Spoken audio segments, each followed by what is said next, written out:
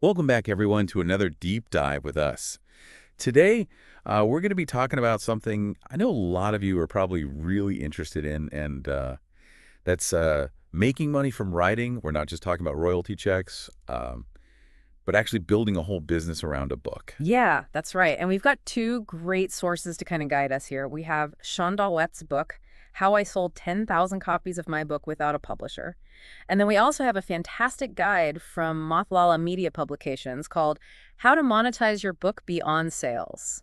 So get ready to level up your author game. First up, let's talk about Sean Dalwood. This guy sold 10,000 copies independently, no big publisher backing him up. So what's the secret sauce? Well, both sources kind of emphasize that it all starts with writing a book that truly resonates with readers. And Sean was very clear that he had to be passionate about the topic. It wasn't just about churning something out to make a quick buck. Makes sense. Think about the books that you've read that have really stuck with you. They usually come from a place of genuine passion, right? Exactly. Readers can sense that authenticity, and that's what helps build that loyal following. Yeah. But it's not enough to just write a great book and hope people will find it. Right. You need to get it out there. And Sean was really smart. He was brilliant with his pre-launch marketing. He started building his online presence like months before the book was even released. He was active on social media, engaging with potential readers, offering sneak peeks, and just building anticipation. He wasn't just selling a product, he was creating a community around his book. And that community is really what helped drive those initial sales. Smart move. Now, Sean went the self-publishing route, using platforms like Amazon, KDP, and Ingram Spark. Can you tell us a bit more about why that was such a good strategy for him? Self-publishing offers a lot of advantages these days. First, it gives you complete control over your book, the content, the cover, the pricing. Yeah, right. Second, it allows you to reach a global audience through online platforms. And third, the upfront costs are minimal compared to traditional publishing. So it's incredibly empowering for authors who want to take charge of their own destiny. But let's be honest. Just putting your book up on Amazon isn't enough, is it? You need to make it stand out in that vast sea of books. You hit the nail on the head. Both Sean and the Mothwalla Media Guide emphasize the importance of that first impression, and that's where your book cover and description come in. Okay, so let's talk covers. We all judge books by their covers, right? What makes a cover truly eye-catching? Think about what grabs your attention when you're browsing online. It's usually a cover that's visually appealing, relevant to the genre, and conveys the essence of the book. Sean put a lot of thought into his cover design and made sure that it aligned with his target audience. And then there's the book description, that little blurb that can make or break a sale. What are some key things authors should keep in mind when crafting their descriptions? Clarity is key. You need to clearly and concisely communicate what your book is about, who it's for, and what readers will gain from reading it. And don't forget about keywords. Sean strategically used keywords in his description to improve his book's discoverability on Amazon. So it's a bit like SEO for books, making sure the right people find your work when they're searching online. Speaking of attracting readers, both sources highlight the power of social proof. What exactly does that mean in the context of book sales? Think about it when you're considering buying something new, you often look for reviews, testimonials, or endorsements, right? It's the same with books. Potential readers want to see that other people have enjoyed and benefited from your work. Makes sense. So how did Sean leverage social proof to boost his sales? He encouraged early readers to leave reviews, reached out to influencers in his niche for endorsements, and even partnered with other authors for cross-promotions. So it's all about building credibility and trust with potential readers. Now, I'm curious to hear more about these strategic partnerships. How did collaborating with others help Sean expand his reach? Partnerships are a fantastic way to tap into new audiences. Shug did a great job of connecting with podcasters in his niche, collaborating with other authors on joint promotions, and even leveraging affiliate marketing to reach a wider audience. So it's like building a network of support and expanding your reach exponentially. It's really inspiring to see how Sean took this entrepreneurial approach to selling his book. Yeah. But now let's shift gears a bit and dive into the Mothwalla Media Guide, which focuses on how to make money beyond just those initial book sales. Absolutely. This guide is a goldmine of ideas for authors who want to create multiple income streams. And one of the most exciting avenues they explore is the world of online courses. Online courses are huge right now, and I can see how they'd be a natural extension of a book. You're essentially taking all that valuable knowledge and expertise you poured into your book and turning it into a more interactive and engaging learning experience. Precisely. And one of the things that the Mothwell Media Guide emphasizes is that you don't have to reinvent the wheel. You can repurpose a lot of your book content into course modules. So if I've written a book about, let's say, gardening for beginners, I could create a course with modules on soil preparation seeds starting, plant care, pest control, and so on. Each chapter could essentially become a lesson in the course. Exactly. And then you can add all sorts of multimedia elements to enhance the learning experience. Think video demonstrations, downloadable worksheets, quizzes, and even live Q&A sessions with students. That makes so much sense. It's taking that kind of passive experience of reading a book and turning it into a more active and engaging learning process. Plus, there are so many platforms out there that make it easy to create and sell online courses these days. That's right. Platforms like Teachable Thinkific and Udemy provide all the tools and infrastructure you need to host your course, manage student enrollment, and even handle payments. You don't need to be a tech whiz to get started. That's a huge relief. I'm already feeling inspired to turn my next book into an online course. But I'm curious, how do authors determine the right price point for their courses? That's a great question.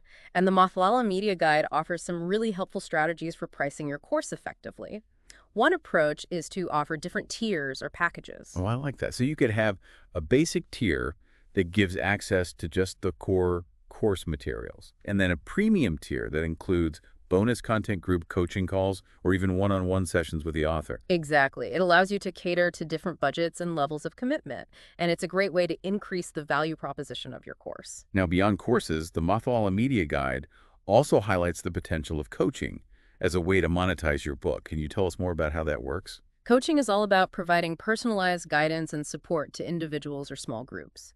It's about taking the principles and insights from your book and helping people apply them to their specific situations and goals. So if my book is about, say, improving productivity and time management, my coaching services could help people create customized action plans, overcome procrastination, and develop better habits. Exactly. And coaching can be incredibly rewarding, both personally and financially. You're not just sharing information, you're helping people make real changes in their lives. I love that. It's taking your expertise to the next level and really making a difference. And just like with courses, there are so many different ways to structure coaching programs, right? Absolutely. You can offer one-on-one coaching, group coaching, online coaching, in-person coaching. The possibilities are endless. The key is to find a format that aligns with your skills, your audience, and your lifestyle. This is all so incredibly exciting. But I have a feeling there's one more crucial piece of the puzzle we need to discuss, and that's the concept of building a strong author brand. You're absolutely right. Everything we've talked about so far, from selling books to creating courses to offering coaching services, hinges on having a strong author brand. So what exactly does it mean to have a strong author brand? Is it just about having a catchy name and a pretty website? It's so much more than that. Your brand is your reputation, your promise to your audience. It's about being clear on your values, your message, and your unique voice. It's about consistently delivering high-quality content and experiences that resonate with your target audience. So it's about building trust, credibility, and authority in your niche. It's about making sure that everything you do from your book covers to your social media presence, reflects your core values and message. Precisely. And in today's digital age, having a strong online presence is essential for building your author brand. That means having a professional website, being active on social media, engaging with your audience, and building a strong email list. It sounds like a lot of work, but it's clearly an investment worth making. A strong author brand can help you stand out in a crowded marketplace, attract loyal readers, and build a sustainable writing career. Absolutely. It's about playing the long game, building relationships, and creating a legacy. That extends far beyond any single book or project. This has been such an eye-opening conversation, and I know our listeners are already buzzing with ideas. But before we wrap up, there's one more essential aspect of book marketing we need to explore, and that's the world of Amazon ads and paid campaigns. That's right. In our final segment, we'll delve into the strategies and tools that can help you boost your book's visibility, reach the right readers, and maximize your sales potential. So stay tuned. Welcome back to the final part of our deep dive. We've covered so much ground already, from writing with passion to building a strong author brand. But now it's time to tackle something that can feel a bit daunting for some authors: the world of Amazon ads and paid advertising. Yeah, I get it. The thought of spending money to promote your book can feel a little intimidating. But trust me, when done strategically, paid advertising can be a game changer for reaching new readers and boosting your sales. Okay, I'm willing to be convinced. Where do we even begin? Well, both Sean Dalwett and the Mothwalla Media Guide emphasize the importance of understanding your target audience before you spend a single dollar on ads. That makes sense. We've talked a lot about knowing your niche, but how does that translate to advertising? It's all about making sure your ads are seen by the right people. Let's say your book is a historical fiction novel set in ancient Rome. You wouldn't want to show your ads to people who primarily read contemporary romance, would you? Definitely not. We need to make sure our ads are appearing in front of readers Mhm. who are already interested in books like ours. Exactly. And that's where the power of Amazon's advertising platform comes in. You can target specific keywords, categories, and even other books that your ideal readers might be interested in. So if someone is searching for historical fiction or novels set in ancient Rome, our book has a higher chance of popping up in their search results. Precisely. You're essentially putting your book right in front of the people who are most likely to be interested in it. That's brilliant. Okay, so we've got our targeting down. But what about the ads themselves? What makes a good ad? Well, Sean is a big proponent of clear, concise, and compelling ad copy.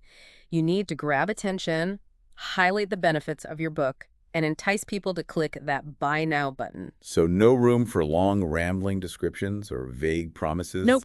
Think about it. You only have a split second to capture someone's attention. As they're scrolling through their feed, your ad copy needs to be punchy, persuasive, and to the point. Got it. Punchy copy, laser-focused targeting. What else is there to know about Amazon ads? Don't be afraid to experiment. It's a process of trial and error. Test different keywords, try various ad formats, and see what resonates best with your audience. Amazon provides a ton of data and analytics to help you track your ad performance and make adjustments along the way. So it's not a set it and forget it kind of thing. We need to actively monitor and tweak our campaigns. Absolutely. The beauty of digital advertising is that you can constantly analyze the data and refine your strategies to get the best possible results. This is starting to feel less intimidating and more like an exciting opportunity to really connect with our ideal readers. That's the spirit. And remember, Amazon isn't the only platform where you can advertise your book. Social media platforms like Facebook and Instagram also offer incredibly powerful advertising tools. Oh yeah, I see book ads popping up on my Facebook feed all the time. What are some key things to keep in mind when advertising on social media? Again, it comes back to targeting. Facebook and Instagram allow you to create highly specific audiences based on demographics, interests, behaviors, and even the pages they follow. It's incredibly powerful. So if we know our ideal reader is a 30-something parent who loves to cook Mm-hmm. and is passionate about sustainability, we can tailor our ads to reach people who fit that profile. Exactly.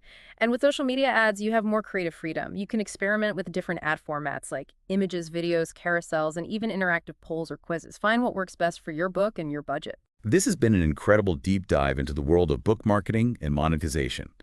We've explored so many different strategies, from writing with passion and building a community to creating online courses, offering coaching services, and leveraging the power of paid advertising. And I hope you've come away from this feeling empowered and inspired to take your writing career to the next level. What's the biggest takeaway for our listeners today? The key is to combine your passion for writing with a strategic entrepreneurial mindset. Don't be afraid to think outside the traditional publishing box and explore all the amazing opportunities available to authors in today's digital landscape. Well said. And remember, hitting that publish button is just the beginning. Keep learning, keep experimenting, and keep sharing your unique voice with the world. And if there's one question we want to leave you with today, it's this. What's that one story, that one message, that one piece of wisdom that's burning inside you, waiting to be shared?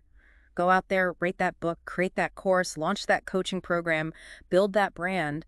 The world is waiting to hear your story. Thanks for joining us on this deep dive. Until next time, keep writing, keep dreaming, and keep diving All right, deep so into we're the diving world of into knowledge. how to spot trends and Mhm. write books that sell on Amazon. Yeah, like a roadmap to Amazon publishing. Exactly. And the guide really stresses understanding the Amazon marketplace itself first.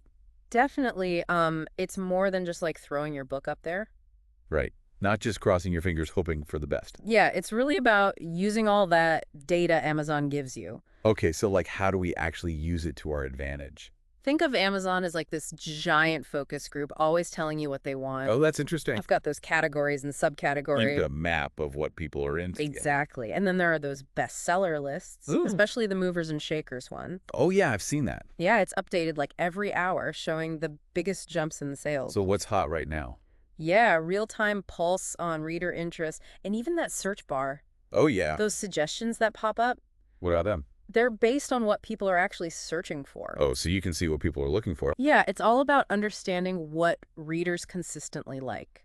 That makes sense. And once you find a potential niche, Okay. you can dig deeper Oh, by looking at the top books in that niche. right. And the guide emphasizes studying those successful authors. Not to copy, though, right? Right. Not about copying. It's about understanding what works. Gotcha. So, like, analyzing them. Wow. Look at their covers, the imagery they use, Okay. their titles, descriptions. How are they hooking readers? Makes sense. Even their pricing can give you insights. That's interesting. And don't forget the reviews. Reviews. Yeah, they're not just feedback. They can show you what readers want. Oh, like unmet needs? Exactly. Readers often tell you what they're looking for. Okay, I never thought of it that way. And then, of course, there are keywords. Oh, yeah, those are important. Huge for getting your book seen. Right.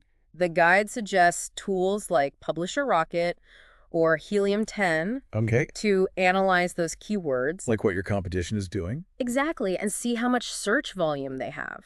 So Amazon itself has a lot of information. Tons. But what about trends that come from outside of Amazon? This is like social media. Yeah, that seems huge these days, Definitely a hotbed for trends. especially for certain genres, right? Yeah, the guide specifically mentions TikTok or hashtag book talk. Oh, yeah, hashtag book talk. It's big for romance, young adult, fantasy. I've definitely seen it make books blow up. It's powerful. And then there's Pinterest. Pinterest? Yeah, great for visual trends. And then Twitter and Instagram. Okay. Hashtags to stay on top of the buzz. So many places to look. Right. Has anything on social media influenced your writing? Like given you ideas? What's your take? I've definitely seen some cool trends on hashtag book talk that got me thinking. Yeah. What about you? Have you had any similar experiences? Share your thoughts in the comments below. I'd love to hear how social media has impacted your writing journey. I think it's fascinating how much social media is part of the book world now. Yeah, definitely. But there are other platforms too, not just social media. Like what? The guide mentions Goodreads, Oh, most anticipated lists and reviews. okay. Wattpad to see what younger readers like. Interesting. Even Barnes & Noble, what's hot in physical bookstores. It really shows how connected everything is. It does, right. Yeah. So we have all this info coming from Amazon, social media, these other platforms. How do we even process it all? Seems a little overwhelming, honestly. Well, that's where data tools can help. Oh, okay. So the guide recommends any specific ones? It mentions Google Trends. Google Trends? Yeah, I've used that before. Yeah, it's great for spotting those trending search queries. Right. You can see what people are actually looking for. Exactly, gives you good insight into what they're interested in. What else does the guide say? There's Klytics, but that's a paid service. Okay. It offers deeper analysis of Amazon categories, Like what? like niche trends, competitive data, that kind of stuff. Interesting. And for broader trends?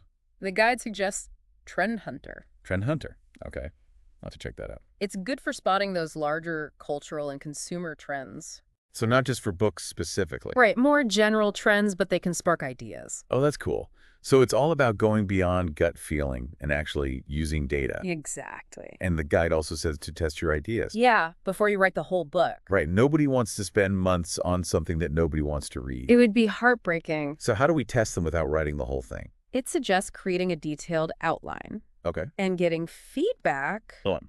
a focus group maybe, or your online community. Oh, yeah. Good idea. Or even just other writers. Exactly, just get some outside perspective. What about running ads? Oh, yeah, that's another good one. The guide mentions that. Like on Amazon or Facebook? Test different covers and titles, see what gets attention. That makes sense. And there are also pre-sales campaigns. Pre-sales. Oh, yeah. I've heard about those. They can really help gauge interest. And even make some money before the book comes out. Exactly like a vote of confidence from readers. I like that. But, we've been focusing a lot on trends. What about staying true to yourself as a writer? Oh, that's crucial. The guide really emphasizes authenticity. So finding that balance.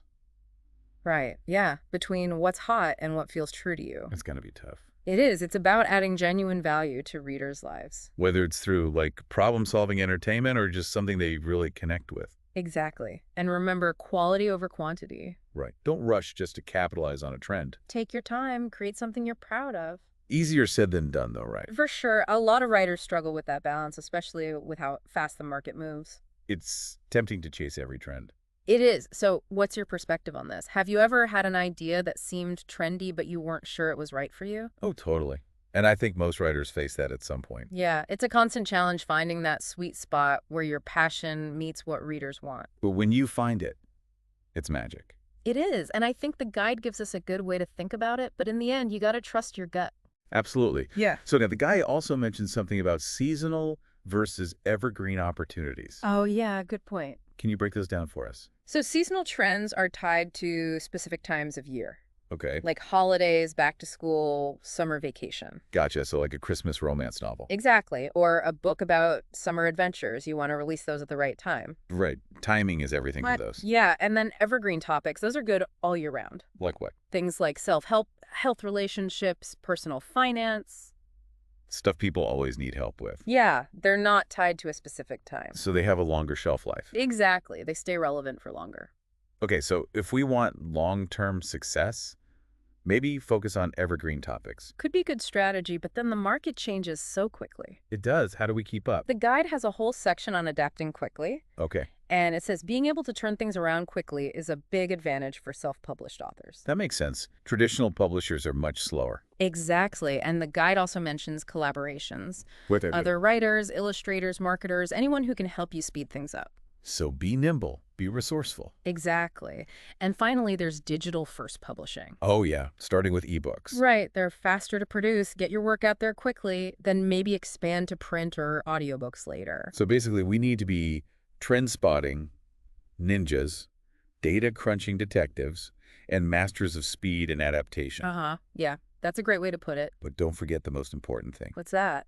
your unique voice, your perspective. Oh, absolutely. Don't lose that in the chase. For trends, let your passion shine through, and you'll find your audience. It really is. So what does all this mean for you guys listening? Yeah, good question. Well, it means you've got the tools and strategies to navigate this crazy Amazon world. Right. It's constantly changing. Exactly. But you're ready for it. You are. It's about having the knowledge and then finding that space for your passion and creativity. I like that a lot. And before we wrap this whole deep dive up, Yeah. we want to hear from you. What trends are you seeing out there? Uh-huh. What's catching your eye? What unique perspectives do you bring to the table? Yeah, share your thoughts in the comments. We love hearing your insights and experiences. It's like we're all on this journey together. Learning and growing as writers. And And remember, even though we've covered a lot today, yeah, we just scratched the surface. this is really just the beginning There's always more to learn, more to explore. and more stories to tell. The best part. So keep writing, keep learning, and keep those creative fires burning. You got it. And who knows, maybe one day we'll be featuring your book on our deep dive. That would be awesome. All right, everyone. That's it for today's deep dive. We hope you found it helpful and inspiring. Definitely. Don't forget to like, subscribe, and share this with your fellow writers. Spread the knowledge. And until next time, happy writing and happy reading. See you later. Welcome back to the deep dive. Today, we're going to be exploring something really interesting. Okay. Building a fan base, even before your book comes out. Oh, wow. Yeah. So, a lot of times we think about all the marketing and promotion that happens after a book is launched, but this is about laying the groundwork early on. Yeah. And our source material for this deep dive is this awesome guide from Malala Media Publications. They lay out all these actionable strategies, and we're going to break them down. I love that. It's like flipping the script, right? Exactly. Yeah. Instead of scrambling for attention after the launch, you're like strategically building this foundation from the get-go. Yeah, and, it's really about those early connections. They can make such a difference. For sure. The guide actually uses this great analogy of planting seeds for a flourishing garden. I love that. That's perfect. Yeah. But, let's get into the why. Mhm. Why is building this early fan base so important? We always hear about word-of-mouth marketing, but is it really that powerful? Oh, absolutely. I mean, think about it. A dedicated fan base, those are your biggest champions. They're the ones who genuinely love your work and will naturally tell everyone they know. Right. It's authentic, it's credible, it's way more effective than like any paid ad you could put out there. And that early buzz, it can be a game changer, especially if you're trying to get a traditional publishing deal. Yeah, that makes a lot of sense. Because those pre-orders, they're like a huge signal to publishers, right? It shows them there's demand. Absolutely. And it can influence things like how many copies bookstores will order and Yeah. even placement, right? Exactly. And plus, those early fans, they're usually the first ones to leave reviews, provide feedback. Oh, yeah, gold. Pure gold. Especially for, a new author. Especially for a debut author, yeah. So it's like you're establishing that credibility right from the start. It's about that social proof. Social proof, yeah. And here's the thing. It's not just about, launching one book. It's about building a community. They're with you for the long haul. They support all your future books, your creative journey. They become a part of it. I love that. It's like you're building a lasting relationship, not just, a one-time transaction. Exactly. Now, I'm curious, have you ever, pre-ordered a book purely based on online buzz? Or maybe discovered a new author through a friend's recommendation? Oh, yeah. What's your perspective on this? Share your experiences down in the comments. I know I've definitely been swayed by, a really passionate online community before. Oh, yeah. Think of this one author I follow who is phenomenal at this. They do, live Q&A sessions, behind-the-scenes peeks into their writing process, even virtual write-ins with their fans. Wow. It's amazing. That's a fantastic example of building that loyal fan base. It really shows how important knowing your audience is. And that's actually the next big point in this guide. It talks about creating an ideal reader profile. Oh, interesting. Yeah. And this isn't just for authors. It's for anyone who wants to connect with their target audience, It's like building a persona. Right. Got Exactly. you figuring out their age, where they hang out online, Yeah. what problems your book solves for them, what kind of content they like.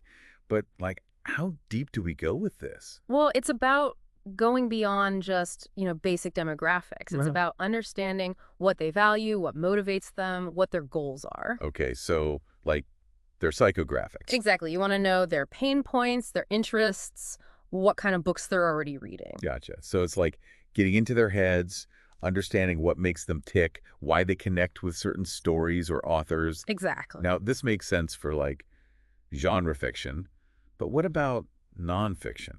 How do we figure out the ideal reader when it's more about information or expertise?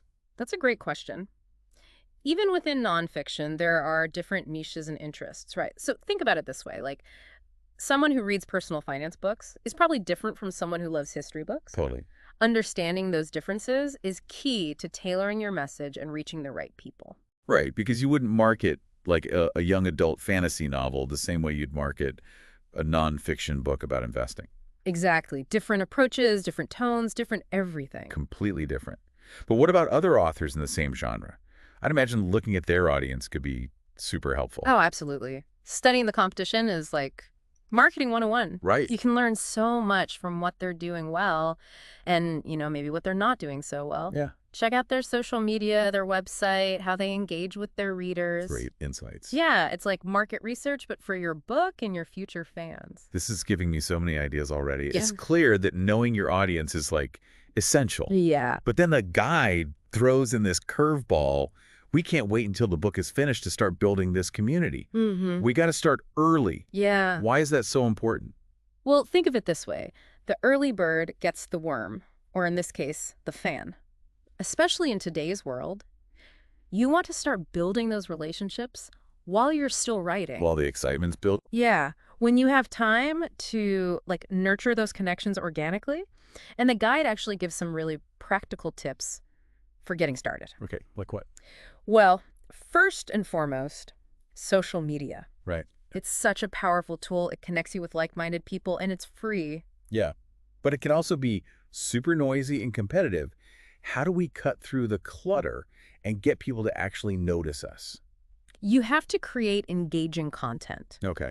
Go beyond just promoting the book. So give them something valuable. Exactly. Give them a reason to follow you, something that goes beyond the book itself. Like what kind of stuff are we talking about? Share your writing process. Give them behind-the-scenes glimpses. Start conversations about things that relate to your book. It's like a dialogue, not just you shouting about your books. Exactly. So it's about showing your personality, what you're passionate about, your unique perspective. Right. You're letting those potential readers see who you are as an author, as a person. Now, have you seen any examples of this that really resonated with you? What kind of engaging content really stands out? Personally, I love when authors share little bits about their research, Oh, yeah. especially if it's like quirky historical facts or funny anecdotes or even things like polls or those ask me anything sessions where readers can give feedback, help choose cover designs, even like influence character names. Oh, that's awesome. It makes them feel like they're a part of the process. Exactly. What about you? What kind of online content makes you want to support an author? Share your thoughts in the comments. We'd love to hear from you. Yeah, let us know. Now, besides social media, the guide also talks about creating a website or blog. I can see why that would be important. Oh, for sure. It's your home base online. Right. You can share longer form content, build an email list, offer free downloads. It becomes like a destination for your fans. It makes sense. But what about those of us who aren't super tech savvy? Building a website can feel pretty daunting. Oh, I totally get it. But honestly, there are so many easy-to-use platforms out there now. You don't need to be a coding genius. Oh, good. And the benefits, they're huge. You control the narrative, you showcase your work exactly how you want to, and you build a direct connection with your audience. So it's like you're not at the mercy of social media algorithms, which can be so unpredictable. Exactly. And speaking of algorithms, the guide also emphasizes building an email list. Why is email still so important? It seems like everyone's all about instant messaging and social media these days. Email is still one of the best ways to connect with your most loyal fans. Okay. It gives you a direct line to them. You can share updates, exclusive content, special offers, all without fighting algorithms or getting lost in a sea of notifications. It's like a VIP club for your superfans. Exactly. But how do you get people to actually sign up for your email list? I mean, everyone's inbox is already overflowing. You have to offer them something really valuable. Think about what your ideal reader would love. Maybe it's a free chapter, a downloadable resource that connects with your book's theme, or even a sneak peek behind the scenes of your writing process. Right, so it's about that exchange of value. Absolutely. Okay, so we've got social media, a website or blog, an email list, all great tools for connecting with potential readers. But what about taking it a step further and making those early supporters feel extra special, like they're part of an exclusive club? That's where it gets really interesting. The guide talks about the power of exclusivity. Ooh, I like that. You're giving those early supporters something they can't get anywhere else, making them feel like they're in the know. It's like a sneak peek behind the curtain. People love that. For sure. What kind of strategies are we talking about here? Think pre-order bonuses, signed copies, limited edition swag, maybe a bonus chapter, even personalized thank you notes in the book. Anything that makes those early supporters feel appreciated. Oh, I've totally pre-ordered a book just to get a limited edition bookmark before. It's the little things sometimes. Exactly. But, like, how much should we actually give away? Is there a risk of giving away too much and devaluing the book itself? Yeah, it's a balancing act. You want to offer enough to make it enticing without overshadowing the final product. Right. Think about offering bonus content that enhances the reading experience, not replaces it. Like deleted scenes, alternate endings, or maybe even a short story set in the same world as the book. Exactly. I'd feel like such a VIP with those perks. Right. The guide also mentions giving early access to content. Oh, interesting. What does that look like? It could be sharing early drafts with beta readers, Oh. or maybe creating a private online group where those early supporters can chat, give feedback, ask questions, I'm cool. get sneak peeks. It really builds that sense of community and makes them feel involved. It's like having a fan club before the book even launches. Exactly. And this actually ties into the next point in the guide, which is all about storytelling and branding. Okay, It emphasizes creating a consistent narrative about you and your work. gotcha. So it's not just promoting a book, it's about defining who you are as an author, Right. what you stand for, what makes your voice unique. It's about being authentic, relatable, letting your personality shine through. Right, because when you think about authors who are super successful on social media, it often feels like they're inviting you into their lives. Exactly. Their creative process, their struggles, their successes. And that authenticity builds trust and connection. For sure. But it's also about being strategic with your brand, right? How do you want readers to see you? What kind of image do you want to project? Exactly. It's about consistency. Yes. Making sure your online presence, your website, your social media, all of it reflects that same brand identity. I'm thinking of this one author, their brand is just so strong. It's not just about their books. It's their humor, their wit, their passion for social justice. Everything they do, online and offline, reflects those values. That's a great example. A strong brand makes you stand out. It attracts readers who connect with your values. And here's another key point from the guide. Don't just rely on written content. Use multimedia. Oh yeah, like podcasts, videos, visual stuff. It gives your audience more ways to engage with your work. Exactly. And it makes sense because people consume content in so many different formats nowadays. A visually stunning Instagram feed can be just as captivating as a well-written blog post. Absolutely. It's about meeting your audience where they are and engaging with them in ways that resonate. Okay, so we've talked about social media, websites, exclusivity, storytelling, branding, all super valuable for building that fan base before launch.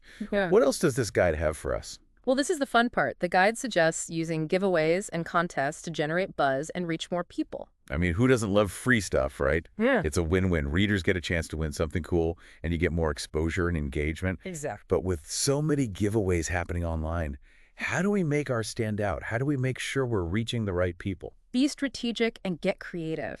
Think beyond just giving away a copy of your book. Partner with other authors or influencers in your genre. Oh, cool. Offer experiences that tie into your book's themes. Create eye-catching visuals that'll grab people's attention. Like a weekend trip to a location that inspired your book. Exactly. Or maybe a private writing workshop with you. Now you're talking. The guide also mentions advanced reader copies, or ARCs. Why are those so effective? And how do you choose who gets them? ARCs create anticipation and a feeling of exclusivity. Those early readers become your biggest fans. Right. They generate buzz and those all-important first reviews. Okay. You want to choose readers who are engaged, influential within their circles, and truly passionate about your genre. So you're finding those readers who are most likely to become your champions and spread the word organically. Exactly. Have you ever won a book giveaway or received an ARC? Share your stories in the comments. Okay. I remember once I won a signed copy of my favorite author's book through a Twitter contest. Oh, I nice. was so excited. It felt so special. And that's the power of a well-run giveaway. Absolutely. It creates this memorable experience, this real connection between the author and the reader. For sure. So we've covered a lot of ground here, exploring why building a fan base before launch is so crucial, and diving into a ton of strategies for engaging those potential readers. But does it all end once the book is out? Is there more to this fan-building journey? Well, it doesn't stop there. It actually just begins. Building a fan base is an ongoing thing, especially after the book is launched. That makes a lot of sense. I mean, you've put in all this effort to build these relationships. It'd be a shame to just, like, let them fade away once the book's out there. So what does the guide recommend for, keeping that momentum going? It really stresses the importance of staying engaged after the launch, nurturing those relationships you've built, and showing your readers you appreciate them. It suggests all sorts of things, like responding to reviews, staying active on social media, even hosting events, virtual or in person. Wow, that's a lot to juggle. Let's break that down a bit. Why is responding to reviews so important? I can imagine it might be tempting to just ignore the negative ones, especially when you've poured so much of yourself into the book. Oh, absolutely. It's natural to feel sensitive about criticism, but every review, even the negative ones, they're an opportunity to engage. Oh, When you respond thoughtfully, even to a critical review, it shows your readers you care about what they think, right. that you're open to feedback. It shows professionalism, and it can even win over readers who might have been on the It's fence. like turning a negative into a positive, Yeah. potentially. And of course, for those glowing reviews, it's a chance to just say thank you and really reinforce those fan connections. Exactly. What about social media? How do we keep things interesting after the initial launch buzz has died down? That's where creativity really comes into play. You got to go beyond just announcing book signings or sharing sales numbers. Think about hosting Q&A sessions. Maybe share behind-the-scenes glimpses of your writing process for your next book, or create content that connects with your book's themes. I've seen some authors create playlists inspired by their characters or even recipes based on food that's mentioned in the book, Oh, that's cool. even like travel guides to places that are featured in the story. Yeah. It's a great way to extend the world of the book beyond the pages. That's fantastic. And what about events? Are we talking strictly in-person events, or can we do things virtually too? Oh, in today's world, virtual events are a fantastic way to connect with readers all over the place.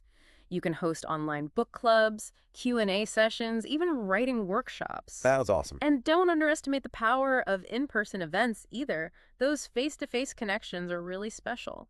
Okay, so this brings up an interesting question, and we'd love to hear from you. What are some cool and creative ways you've seen authors engage with readers even after their book's been released? Share your thoughts and ideas down in the comments. I love that question. I've seen authors create online communities where their readers can discuss the books, Yeah. share fan art, even write their own fan fiction.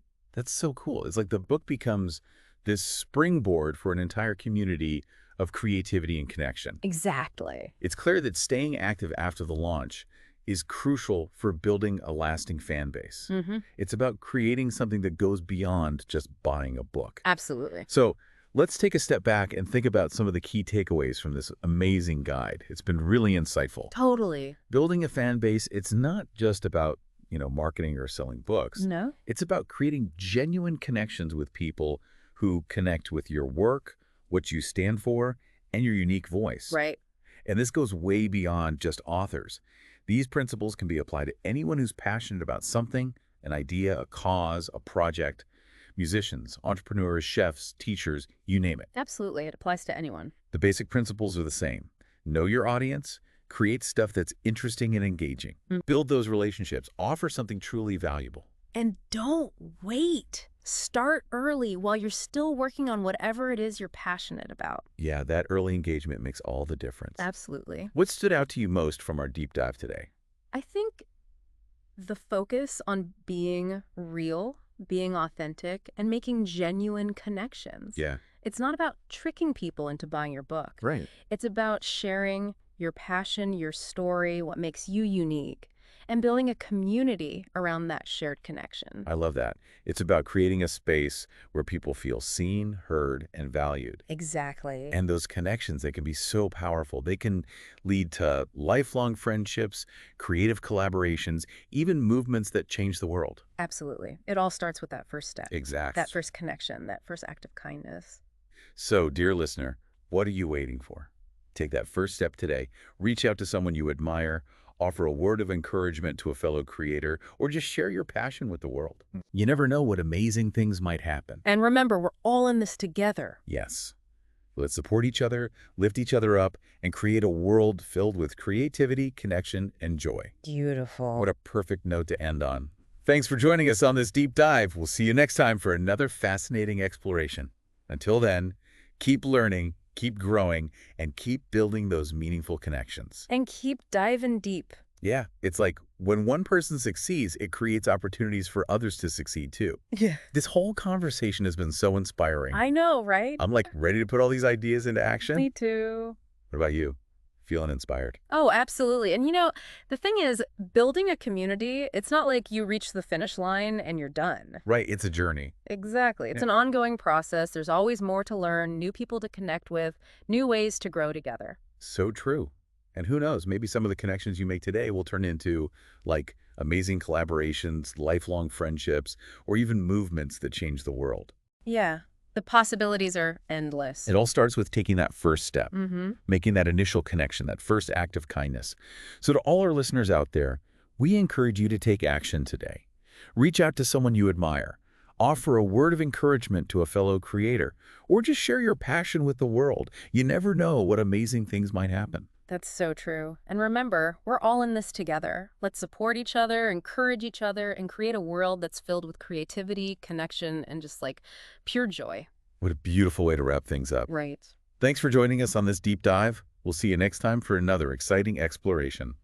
Until then, keep learning, keep growing, and keep building those connections that matter. And keep diving deep. All right, so have you ever had like this amazing book idea, Yeah. like just brewing in your mind, Oh, yeah. but then the thought of like actually sitting down and writing the whole thing, It can be. it's a little Good. daunting. Yeah. So that's what we're going to be looking at today in this deep dive. Okay. We are checking out how to write a book in 7 days without overwhelming yourself. All right. Now, I know what you might be 7 thinking. days. 7 days, right? It's Well, not even possible. A lot of people think That's that. sweet. Yeah, and you know what? It's a bold claim. It is a bold claim. It is. But even if you're not trying to break some kind of land speed record for book writing, I think there are actually some really, really practical tips in the source that we can all use. Yeah, I think so too. Yeah. So let's jump right in. Okay.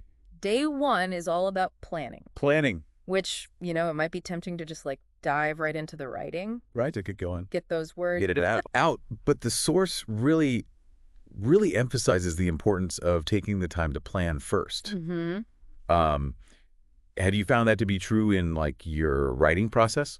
Oh, absolutely. Without a plan, you can get lost really easily. I always think of it like setting off on a road trip, but you don't have a map and you don't even know where you're going. Right. You might end up somewhere interesting, but it's probably going to take you a lot longer and Yeah, you're going to waste a lot of gas. you're going to waste a lot of gas. Yeah, exactly. Yeah, so, okay, so let's break it down then. In terms of like book writing, Mm. what are some like essential elements of a solid plan? Well, first off, you have to figure out, who you're writing this book for. Okay. What are their interests, their needs? What are they hoping to get out of this book? So your target audience, That's basically. your target audience, exactly. Okay. And then you have to get clear on what your main point is. Yeah. What's the core message that you want your readers to take away? Okay. Once you have those two things, then you can start outlining the structure of the book and like mapping out the chapters. Okay, so this actually makes me think of something that I struggle with sometimes. What's that? I feel like I have like too many ideas, Okay. and I don't know which ones to focus on. Oh, yeah. Have you ever run into that kind of like creative overwhelm? Oh, yeah, definitely. I think a lot of creative people deal with that. Yeah.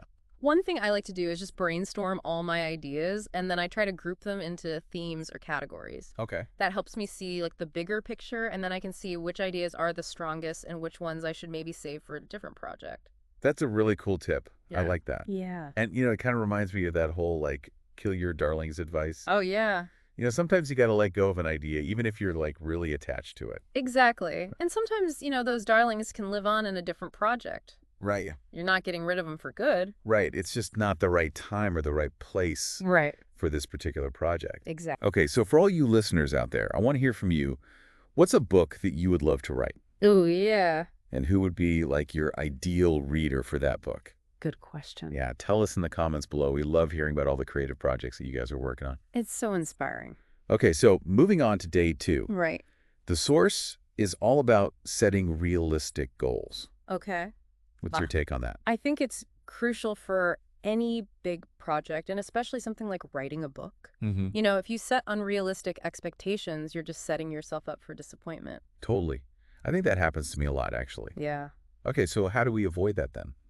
Well, I think it's all about breaking down that big goal into smaller, more manageable steps. Okay. The source talks about like setting daily word counts, Okay. or maybe you dedicate a certain amount of time to writing each day. Mhm. Have you tried those? I have. I've done the daily word count thing, and I find that it really, really helps me Yeah. to stay consistent. Because even if I can only get like 500 words in a day, Right. it's still something, It's still moving forward. and it makes me feel like I'm making progress. Yeah, I totally get that. What about you? Do you have any like tips for setting realistic writing goals? For me, it's more about time blocking. Okay. Like I'll actually block out time in my calendar, like it's an important meeting. Yeah, And that helps me make sure that I'm actually prioritizing the writing. that's a great idea. Yeah. And I think it's so interesting how, we both have different approaches, Yeah. but ultimately it's about finding what works for you, Absolutely. right? So for all of you listening out there, have you faced a similar situation in your own work? Yeah, let us know. How do you break down large tasks? Tell us in the comments. Yeah, we want to hear from you. Right. All right, so we've talked about planning, we've talked about goal setting, Mm-hmm. but day 3 brings us something new and I think pretty interesting. Oh, what's that? It's tools and resources. Ooh, tool. Yes. What's your take on using tools to help with your writing? I think especially with the rise of AI writing tools these days, Mm-hmm. it's a really interesting conversation to be having. Yeah, and I think some writers might feel a little hesitant about it. Yeah. Like, is it cheating to use AI Right. to help you write? Exactly. But personally, I find that they can be really helpful. I agree. It's all about shifting your perspective Oh, wow. and thinking of these tools as assistants, Yeah, not replacements for you as the writer. absolutely. I think that's key. Yeah. Because they can help us with things like grammar. Hmm. They can help us come up with ideas. They can even help us structure our writing. Yeah. But at the end of the day, it's still our voice and our ideas that are driving the whole process. Exactly. Okay, so the source specifically mentions a couple of tools. Oh, which ones? Scrivener Okay. and Microsoft Word. Those are classics. Yeah, and I think both of them can be super helpful for like organizing your thoughts, Right. managing all your revisions, and ultimately just like getting your book ready to go. Yeah, totally. And, they don't have to be like fancy or expensive either. Yeah. Even just using like a note-taking app Yeah, or some mind mapping software can be really helpful. totally. Okay, so this brings us to day 4, which is all about time management. Time management. The source says it's really important to dedicate consistent time to writing, Mm-hmm. even if it's just for like an hour a day. Yeah. What are your thoughts on that? I think consistency is so much more important than trying to like Right. cram a whole bunch of writing into one day. Right. It's much better to do a little bit each day. Yes, like working out or Yeah. learning a new language. Totally. Those short, consistent bursts of effort, Yeah, they really add up they do. over time. Much more so than like Right. those big marathon sessions. And it's not just about the quantity of time. Right. It's also about the quality of time. So the source also talks about like creating a dedicated writing space Okay. that's free from distractions. Yeah. What do you think about that? I think that's so important because it's so easy to get distracted these days. Oh my gosh, yes. With our phones and our computers, it's Um, like there's always something vying for our attention. Exactly. And I think having that dedicated space, even if it's just like a corner in your house or a Right. certain coffee shop that you like to go to, Yeah. it just helps your brain to kind of switch into that writing mode. It signals it's time to focus. Yeah, exactly. Yeah. So tell us, listeners, Yeah. what does your ideal writing environment look like? Yeah. Where do you go to get those creative juices flowing? Share in the comments. Yeah. All right. Day 5 is about finding the balance Okay. between writing and editing. Ooh, that's a tough one. It is. And the source says, don't try to be perfect in the first draft. Oh, the first draft? What do you think about that? I think that's really good advice because it's so easy to get caught up in editing every sentence Right. as you go. Yes. But that can really slow you down and kill your momentum. Yeah, I feel like if I try to edit as I go, Yeah. I just end up second-guessing myself, and I'm like, Right. ugh, this is terrible. And you lose that flow. I totally lose the flow. Yeah. So is it better to just like ignore all the typos and the grammar mistakes? I think it depends on the writer. Okay. Some people really need to get everything perfect before they can move on. Right. Other people are more comfortable just like getting the ideas out there and then going back and cleaning things up later. So it's really about like knowing yourself Exactly. and how you work best. Self-awareness. Okay, so Mhm. listeners, Yeah. what's your approach to editing? Do you like to clean up as you go? Or do you save it all for the end? Tell us in the comments. Yeah, we want to know. Okay. So moving on to day 6. Okay. This is all about reviewing and revising and getting feedback from other people. Feedback. Yes. Why do you think feedback is so important? I think it's so valuable to get an outside perspective on your work Mm-hmm. because when you're the one writing it, you're just so close to it. Yeah, you're too close to You it. can't see it objectively. Right. And someone else can come in with fresh eyes. Right. And point out things that you might have missed. Yeah, like maybe there are parts that are confusing, Mm-hmm. or maybe you need to clarify certain things. Exactly. Have you ever received feedback that like totally changed the direction of a project? Oh, absolutely.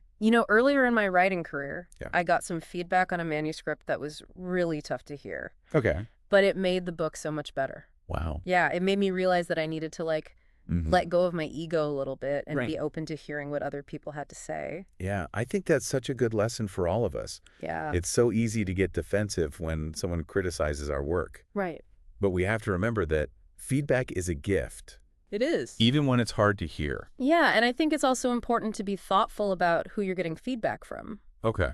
You want to choose people who are knowledgeable and supportive. Right, the people that you trust. Yes, people who are going to give you honest feedback. Yeah, and I think it's also helpful to get feedback from a variety of people, Right. like people who have different backgrounds and perspectives. Yeah, that can give you a more well-rounded view. Yeah, exactly. Yeah. All right, so listeners, Yeah. we want to hear from you Have you ever gotten feedback that like totally improved your writing. that made you think about things in a new way? Tell us about it in the comments. It's really fascinating to see how different people react to the same piece of writing. Yeah, and speaking of connecting with readers, that brings us to day 7, Day 7. publishing. Okay. This can feel like a whole other beast, especially for first-time authors. It can be daunting, yeah, but it's also like the most exciting part. Right, because this is where you get to share your work with the world. Exactly. All that hard work is finally going to pay off. So let's break down the publishing process a little bit. Yeah. What are some key things that listeners should know? Well, the source talks about formatting cover design and choosing a publishing platform. Okay, so let's start with formatting. Why is that so important? Well, think about it. When you pick up a book, Yeah. you want it to look good. Right. You want it to be easy to read. Easy to navigate. Exactly. If the formatting is all messed up, it can be really distracting. Yeah, it just makes the book look unprofessional. Right. And it can even make it harder for people to understand what you're trying to say. It's like the difference between a handwritten note and a professionally printed letter. Oh, that's a good analogy. Like the content might be the same, but the presentation just elevates the whole thing. Totally. All right, so next up we have cover design. Cover design. Now they say don't judge a book by its cover. Right, but we all do it. But we all do it. The cover is the first thing people see. It's the first impression. Exactly. So you want to make sure it's a good one. So what makes a good book cover? Well, it needs to be eye-catching, of course. Okay. It needs to be relevant to the genre of the book. Right. And it needs to appeal to your target audience. Yeah, and there are so many talented cover designers out there these days. There are. It's amazing to see what they can come up with. It really is. All right, so listeners, what about you? Yeah. Have you ever been drawn to a book? Just because of the cover? Tell us about it in the comments. Okay, last but not least, we have choosing a publishing platform. Ooh, yeah, this could be a tough one. It can be, especially with so many options these days. So how do you decide which path to take? I think it really comes down to your goals as an author. Yeah. What are your priorities? Like, do you want to go the traditional publishing route? Right. Or do you want to self-publish? And there are pros and cons to both approaches. Definitely. Traditional publishing can give you a wider reach, but it can also be a long and competitive process. Yeah, whereas self-publishing gives you more control. And you get to keep a larger share of the profits. But you also have to do a lot more of the work yourself. Right, like marketing and distribution. So there's no right or wrong answer. Nope. It's about finding what works best for you. Exactly. And it's worth doing your research. Yeah, definitely. So even though this source is all about writing a book in 7 days, Right. it's important to remember that that's just a framework. Yeah, it's a starting point. It's not a hard and fast rule. And every book and every author is different. Exactly. So the main takeaway here is to not get overwhelmed, Right. to break down the process into smaller steps. And just start writing. Just start writing. I love that. Don't let perfectionism hold you back. Yeah, don't be afraid to make mistakes. And remember, you don't have to do this alone. That's so important. There are resources available. There are people who can help. And there's a whole community of writers out there Yeah. who are going through the same thing. Exactly. Okay, so as we wrap up this deep dive, we want to leave you with one final thought. What's one small step That you can take today. to move your book idea forward? It could be anything. Write down some notes, Brainstorm a title. outline a chapter, The key is to just take action. even if it's a small action. Right. Any step in the right direction is a good step. All right, so that's it for this episode of The Deep Dive. We hope you enjoyed it. We hope you found this exploration of how to write a book in 7 days without overwhelming yourself helpful Inspiring. and motivating your story. Remember, the power to write your story is within you. So go out there and create something amazing. We'll see you next time.